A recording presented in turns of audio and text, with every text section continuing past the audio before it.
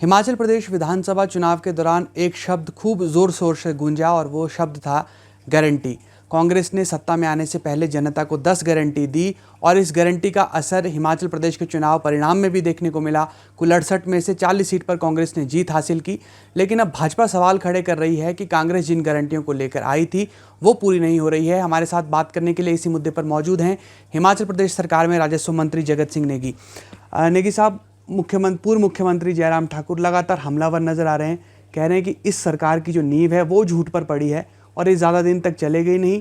लोग पूछ रहे हैं कि जो गारंटी दी थी उस पर सरकार बात क्यों नहीं कर रही। पहली बात तो यह है कि पूर्व मुख्यमंत्री जयराम ठाकुर अभी बेले हैं। उनके पास कोई क्रिएटिव काम है नहीं। एक ही काम रह गया कि झूठ बोलो, बार बार बोलो, और वो सोचते हैं कि एक झूठ को 100 बार बोलेंगे तो वो बात सच हो जाएगी, जबकि हकीकत कुछ और है। कांग्रेस ने जो 10 गारंटियों का जो वादा किया था, आप बताइए, जो सबसे बड़ी गारंटी थी, हमने कहा कि उसको पहली कैबिनेट में हम उसको जो है मोहर लगाएंगे। क्या हमने पहली गारंटी जो एक बहुत बड़ी गारंटी थी ओपीएस को लेके, पुरानी पेंशन योजना को लेके, क्या हमने पहली बैठक में उस पर मोहर नहीं लगाई? और केवल मोहर लगाने की बात नहीं है, हमने उसको जो है इम्प्लीमेंट भी किया है और इम्प्लीमेंट करने के लिए 1000 करोड़ का बजट प्रावधान किया। और आज पुरानी पेंशन योजना पूर्णतः लागू है। लोगों के खातों में पेंशन जाना शुरू हो गया। लोग आज प्रसन्न हैं, जिनको आज जो है 1,50,000 के करीब कर्मचारी जो बिना पेंशन के, जिनका भविष्य जो है अधर में लटका हुआ था, उनके घरों में आज खुशी है। क्या ये बात बड़ी नहीं है? तो ये जो कहना कि जो है गारंटियाँ शुरू नहीं हुई, हमने सबसे बड़ी गारंटी को सबसे पहले कैबिनेट में शुरू किया। और बाकी की जो गारंटियाँ हैं, जिसमें रोज़गार की बात है, अभी आपने देखा होगा कि जितने हमारे शिक्षा के संस्थान हैं, इसमें आप देखेंगे कि पिछले भाजपा के 5 सालों में स्कूलों में, कॉलेजों में सारे के सारे पोस्ट ज़्यादातर जो है खाली रहे, जिस कारण शिक्षा का स्तर जो है 5 सालों में निम्न पे पहुंचा है। किसी समय हिमाचल जो है कांग्रेस के समय पूरे देश में शिक्षा में नंबर 2 पे था, और ये जयराम जी के राज में ये जो है 18वें नंबर पे पहुंच गया। तो इसका क्या मतलब था कि ये जो भाजपा की सरकार है, बड़ी बड़ी बातें करते रहे, पोस्टें भरी नहीं, स्कूलों का जो पाठन का कार्यक्रम था उसको प्रभाव हुआ, और उसी कारण जो है शिक्षा निम्न स्तर पे पहुंच गया। तो अब रोज़गार देने का कार्य भी शुरू हो गया है। हज़ारों पोस्ट आज चाहे क्लास 1 के हैं, क्लास 3 और 4 के हैं, ये अब जो है अब चयन शुरू हो गया है और रोज़गार मिलना शुरू हो गया है। और जहाँ तक महिलाओं को 1500 रुपये हमने जो है 18 वर्ष से 60 साल के बीच में जो कोई भी किसी किस्म का सरकारी लाभ नहीं मिल रहा है महिलाओं को, वो देने की भी हमने बात की है। हम मुकरे कहाँ हैं? अभी माननीय मुख्यमंत्री 15 जो हमारा अप्रैल को हिमाचल दिवस में जनजातीय क्षेत्र काजा में उन्होंने उस दिवस को मनाया, वहाँ पर इसकी घोषणा की और जनजातीय इलाके से इसकी शुरुआत की है कि पूरा स्पीति जो उपमंडल है वहाँ की सभी महिलाओं को जो है इस जो है गारंटी योजना के तहत लाने का आश्वासन दिया है, और अभी शीघ्र उसको शुरू करने जा रहे हैं। तो क्योंकि आप जानते हैं कि यही जयराम जी है जो 75,000 करोड़ का कर्जा बारी भरकम छोड़ के गए। इसके ऊपर 10,000 करोड़ का जो है देनदारी जो हमारे कर्मचारियों का, वो भी हमारे पे छोड़ के गए। इतना सब होने के बावजूद अगर हम अपनी गारंटियों को चरणबद्ध तरीके से कर रहे हैं तो ये एक बहुत बड़ी बात है। ये हमारे माननीय मुख्यमंत्री जो ठाकुर सुखविंदर सिंह सुक्खू है, उनकी कुशलता है। और अब ये इस बीच में बहुत बड़ी त्रासदी हिमाचल में, जो आज तक इतनी बड़ी त्रासदी, पहले ठीक है कि एक आध डिस्ट्रिक्टों में होता था, इस बार तो ज़्यादातर डिस्ट्रिक्टों में त्रासदी हुआ। और इतनी बड़ी त्रासदी में केंद्र सरकार से हमें अभी तक कोई सहायता नहीं मिली। जयराम जी दिल्ली जाते रहे, बैरंग वापस आते हैं। एक दिल्ला वहाँ से दिल्ली से लाने की इनके अंदर सामर्थ्य नहीं है। अपने समय भी नहीं ला सके जब डबल इंजन की बात करते थे, अब तो ये इंजन ही नहीं है इनके पास, फिर भी ये दिल्ली में दिखाने के लिए गए। तो हम सब सोच रहे थे शायद दिल्ली से कोई ना कोई जो है राहत लेके आएंगे। परंतु जब दिल्ली से ये जो है बैरंग लौटे, उसके बाद जो है ये तिलमिला उठे हैं। उसके बाद इन्होंने ये झूठ बोलना शुरू कर दिया कि जो है गारंटियाँ पूरी नहीं हो रही है। कुछ दिन तो बोल रहे थे कि राहत में जो है लोगों को पैकेज नहीं मिल रहा है, अपने चहेतों को दिया जा रहा है।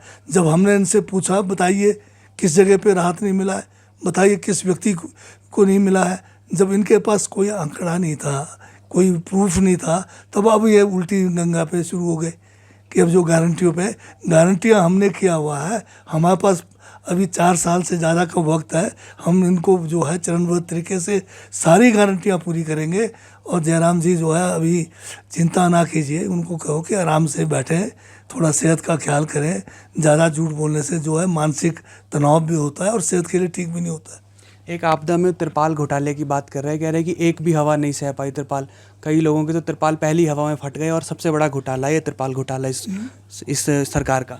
ये भाजपा वाले जो है ना, इस किस्म के जो फालतू बातें करने में माहिर रहे। बात भी ठीक है, क्योंकि आज़ादी के समय में भी इन्होंने कोई योगदान नहीं दिया। आज़ादी के बाद भी जो है लगातार इनके पास कोई आधार नहीं था। इन्होंने अपना पहले जनसंघ के नाम से आए, बाद में जनसंघ को बदल के फिर ये और पार्टी बनाई, फिर जाके अब भारतीय जनता पार्टी, अब जो है भारतीय झूठी पार्टी बन गई है। तो इनके पास इस किस्म के जो है झूठे जो है जुमले बनाने के सिवाय कुछ नहीं है।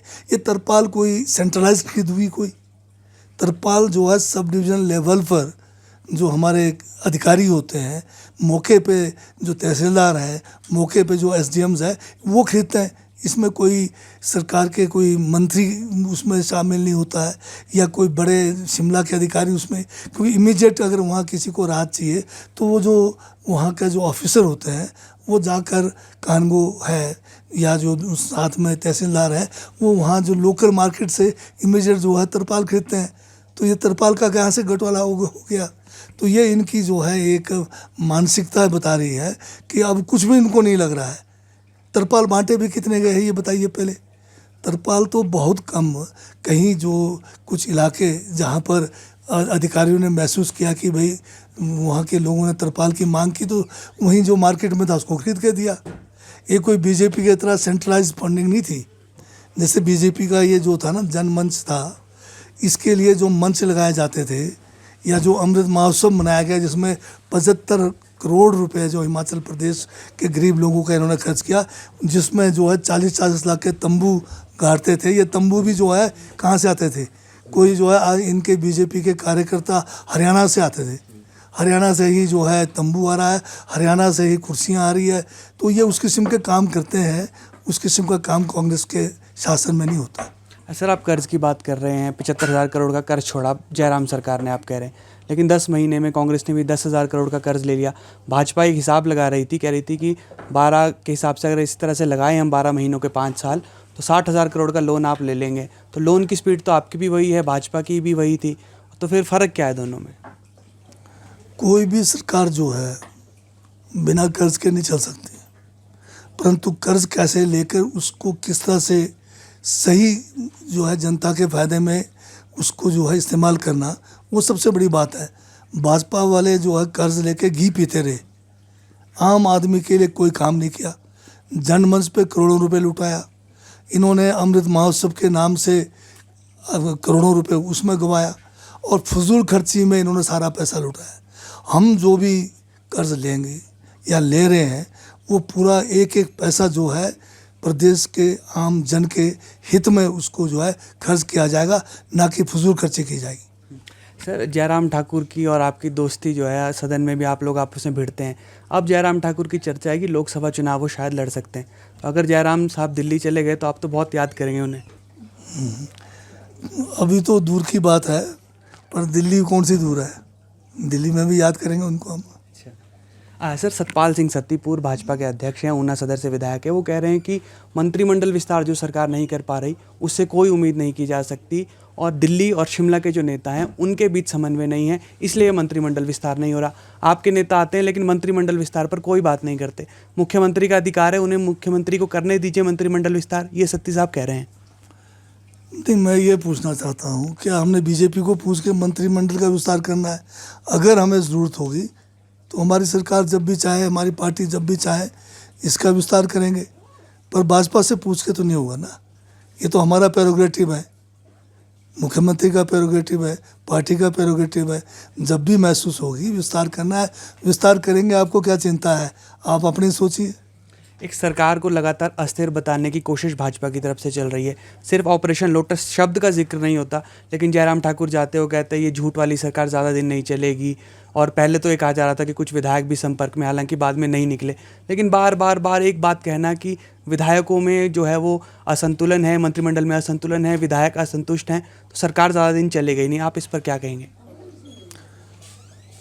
इसमें यही कहूँगा कि उल्टा चोर जो है कोतवाल को डांटने वाली बात है। आप बताइए कि 40 की हमारी संख्या है, हमारे साथ जो है दूसरे जो लोग इंडिपेंडेंट है वो भी हमारे साथ जुड़े हुए हैं, तो सरकार अस्थिर होने का मतलब कहाँ दिख रहा है इनको? ये एक सपने ले सकते हैं, मुंगेरी लाल के हसीन सपने लेने में कोई रोक थोड़ी कर सकता है। और भाजपा तो वो पार्टी है जो झूठ बोलने में, जुमलाबाजी में पूरे विश्व में नंबर 1 पर है। इनका दिल्ली से लेकर आप अगर नीचे तक जाएंगे, झूठ के सहारे ही इन्होंने पूरी राजनीति की है।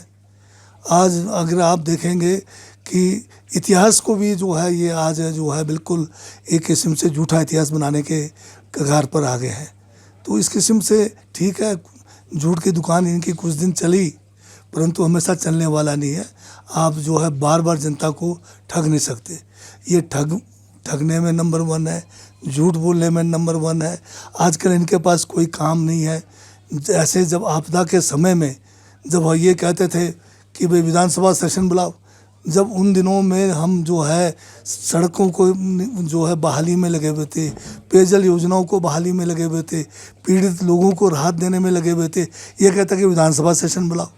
और जब विधानसभा सेशन बुलाया गया और विधानसभा में इसी बारे में चर्चा करना था ना कि हमने राहत कैसे देना है।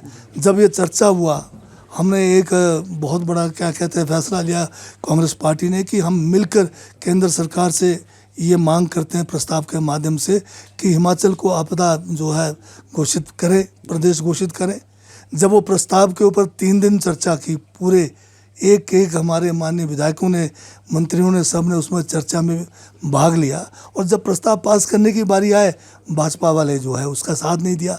उसी से पता लगता है कि भाजपा के लोगों की जो है करनी और कथनी में फ़र्क है। अगर वो हिमाचल के हितैषी हैं भाजपा के लोग, तो वो जो प्रस्ताव था, क्या हिमाचल पीड़ित नहीं है? क्या हिमाचल में आपदा नहीं है? आप उस प्रस्ताव को भी साथ नहीं दिया। उस प्रस्ताव में हमने कोई ऐसी मांग तो नहीं की, हमने सिर्फ ये मांग की कि हिमाचल में बहुत बड़ा जो है त्रासदी हुआ है, इस त्रासदी को जो है राष्ट्रीय आपदा घोषित करें ताकि हमें जो है उचित और समय पर हमें केंद्र की सहायता मिले। ये एक छोटी सी हमारी मांग थी जो विधानसभा के माध्यम से हमने केंद्र सरकार को प्रेषित किया। उसमें भी बीजेपी के जो हमारे जयराम जी जो लीडर ऑफ अपोजिशन है, इनके नेतृत्व ने बीजेपी ने उसमें सहयोग नहीं किया।